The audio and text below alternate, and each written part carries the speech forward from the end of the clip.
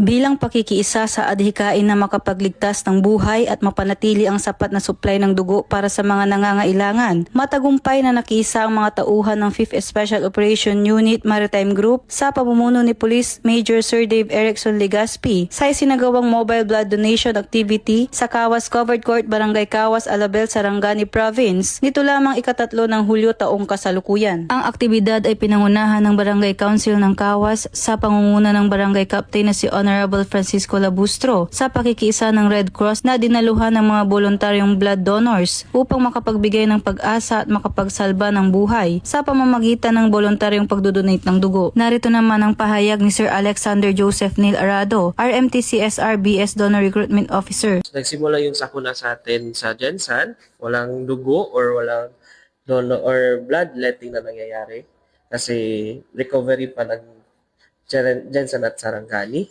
Thankful kami sa mga barangay and sa municipalities na pinatuloy ang kanilang mga nakasked na bloodletting, although ang iba naka-risked for sinisecure nila ang area kung saan tayo mag-conduct ng bloodletting. It makes us so happy kay magkakaroon tayo ng stock sa ating office na pwede natin ipapagamit natin sa mga taong nangangailangan. Ang blood donation ay isang mahalagang gawaing makatao na tumutulong upang matugunan ang pangangailangan ng mga pasyenteng nangangailangan ng agarang blood transfusion sa panahon ng emerhensya at iba pang kritikal na sitwasyon. Nakapanayam din natin ang isa sa mga blood donor na si Hardizon Umalmaya. Unang-una po sa lahat, sir, kailangan po natin magpa-donate ng dugo para makatulong po tayo sa mga nangangailangan. At isa, needed po natin to magpa-donate ng dugo para sa ating pamilya.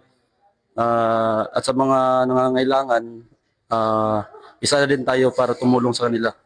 Sa pamamagitan ng aktibong pakikilahok ng mga tauhan ng 5th Special Operation Unit, muling naipakita ang kanilang dedikasyon hindi lamang sa pagpapanatili ng kapayapaan at kayusan, kundi maging sa paglilingkod sa komunidad sa pamamagitan ng mga gawaing makatao. Ito, para lang ito makatulong sa ito. Kami mga grupo sa Pinto Soyo, Pinto Marital para makatulong dito sa barangay ito at sa mga komunidad. Ang PNP Maritime Group sa pamumuno ni Police Brigadier General Crisaleo R. Tolentino ay patuloy na hinihikayat ang publiko at iba pang mga ahensya na suportahan ang mga programang tulad nito at makapagbigay ng bagong pag-asa sa mga kababayang nangangailangan alinsunod sa layunin ng PNP na makatulong sa pagsagip ng buhay sa pamamagitan ng pagdaragdag ng supply ng dugo para sa mga pasyenteng nangangailangan nito. Layunin din itong palakasin ang diwa ng volunteerismo, malasakit sa kapwa at responsibilidad panlipunan sa hanay ng mga kapulisan. Mula dito sa 5th SOU Maritime Group, Sarangani Province, ako ang inyong PNN Correspondent, Patroluman Luis Maricote. Alagad ng batas, tagataguyod ng balitang pulis. Bagong PNP para sa bagong Pilipinas, serbisyong mabilis, tapat at nararamdaman.